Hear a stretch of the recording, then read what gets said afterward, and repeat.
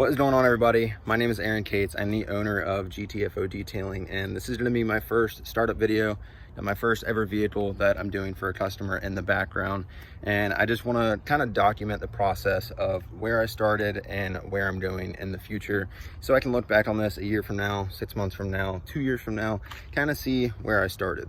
So this is my current setup. Just have a 3,500 watt generator, little 2,000 PSI pressure washer, 2 buckets, one for wheels, one for exterior paint, a 275 gallon water tank, which I only have to have halfway up because I'm not going to use all that. All right, ignore them in the background. I've got my vacuum, and then this is my interior bucket. This has my interior cleaner, car scent, leather cleaner, my drill, and then I've got my other little odds and ends like a degreaser and stuff like that. I've got my extension cord, got a leaf blower to blow off the water after we detail the outside, step stool if I have to reach the roof or anything like that. And then I've got a bag for my dirty rags. I've got all my vacuum attachments right here, which I'm actually going to get this out because I'm going to need these. And if we come along to the other side, I've got my wheel cleaning bucket. This is just my odds and ends bucket. These are hose guards. These go underneath the tires. They've got little rollers on them, so you don't have to worry about your pressure washer hose getting caught on anything.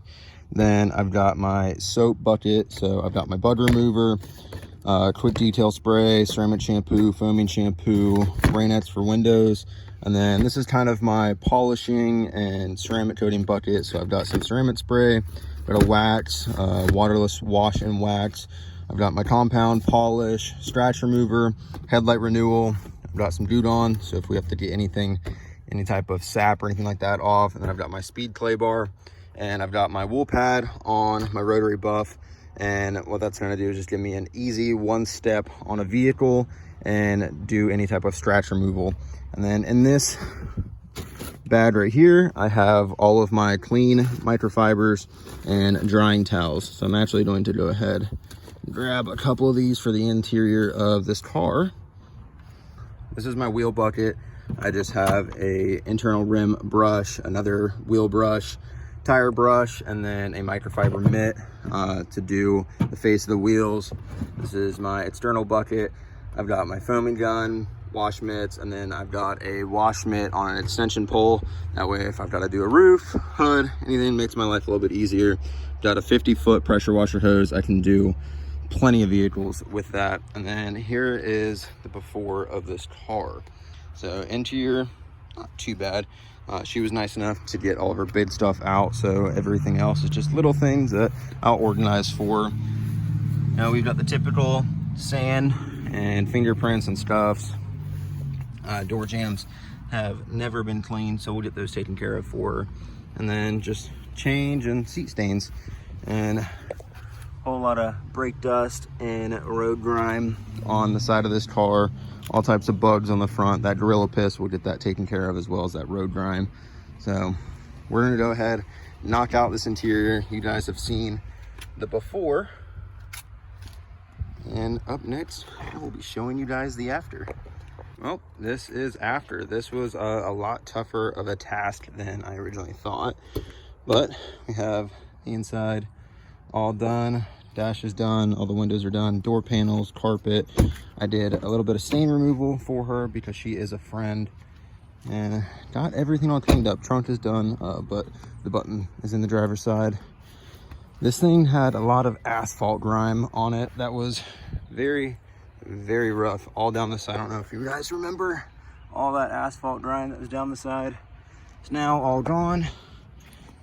I've also got all the bugs out of the front end. Some are embedded in the paint, as you can see right in here, but a million times better than what it was. All right, so you guys got to see the before and after of the car. So let me kind of explain to you the troubles I endured during that detail. So you guys saw all the road grime on the side of the car and all the bugs on the front of the car. I kind of figured they had only been like that for, you know, a couple weeks, maybe a month or two. But after talking to the customer, which is a friend of mine, I talked to her boyfriend, which is also a friend of mine. They've been together for about 8 months, and the car's never been washed in those 8 months. So he doesn't know when the last time the car was even washed, which is what I dealt with the entire time. Was the bugs were embedded into the paint, which I'm glad I went through this, because this is a very big learning curve. This will prepare me for the future to ask customers, when was the last time your vehicle was washed? Because if it hasn't been within the last, say, 90 days, I need to upcharge like $20 at least. And if it's been longer than the last 6 months, upcharge like $40. I mean, the list goes on and on. Because what happens is when a vehicle sits in the sun with grime, bugs, you name it, on the paint. Sorry about that. Weird thing about being a business owner is you get a lot of phone calls now. But the issue is when the bugs and road grime and tar, they all sit on the paint in the sun. Clear coat, when it gets hot, it actually expands. So over the year that car hadn't been washed, that clear coat had heated up and expanded multiple times, kind of sucking in the road grime, the tar, the bugs, any imperfections in the paint, which in return made it a lot harder for me and kind of makes the finish not look 100% perfect, which really aggravates me, because I want it to be 100% perfect. I want it to be showroom quality, but unfortunately, just being a mobile detailer, I could do it with a heat gun and a buffer and a clay bar, and heat the paint up, clay bar it out, and then do a one-step correction on the paint. That would fix it. But just for an exterior detail like I was doing, it's not going to be in that package. I'm going to have to charge hundreds of dollars to do stuff like that, because it's very, very time consuming. And it would probably be something I would have them come drop the car off, because I don't want to do that running a generator the entire time, because generator gets pretty annoying to listen to.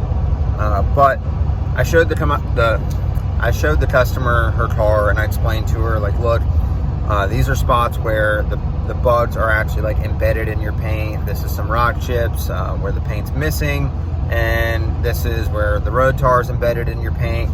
That way you don't think I just didn't clean it. So I showed her, and I took my fingernail and I rubbed on it so you could see that it doesn't come off. It's not like I was just lazy and didn't clean it. One thing I also had an issue with the car was the brake dust on the wheels.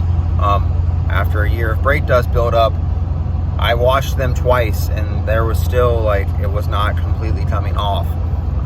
So a little trick to help you with that: if you cannot, no matter what, get the brake dust off, no matter how many times you wipe, just looks like the wheels are faded, take a little bit of trim restore or tire shine and put it on a rag. This is I guess the janked way to do it without, polishing wheels. But put some tire shine on a rag and go over the wheel. It'll replace that shine, make the wheels look shiny, because with those wheels, I washed them twice, went all in with an acidic wheel cleaner, and still, like, the brake dust was not going away. And, like, I rubbed my finger on it, and, like, my finger's coming back clean, just the wheels are so, like, ate up with brake dust. So that's what I had to end up doing. Looks fantastic. Everything came out great. So hopefully you guys enjoyed this video. I'm going to try and get better at filming them. But when I'm just first starting out, I don't want to put all my time and energy into filming. I'd rather produce, quality things for my customers, give them quality details, and get my name out there that way. So over the course of the next couple months, I'm going to be recording some of the details that I do and kind of documenting it so I can see, where I started, where I'm going, and just document it all so I can look back on it, because 5 years from now I might have a shop and multiple vans and multiple people working for me, or this could have been a dead end and it didn't work out the way I'm hoping. So it's gonna be cool to look back on it, and you guys follow along for the journey. So super short video, not very in depth showing anything, but hopefully you guys enjoyed it, and I'll catch you in the next one. Peace.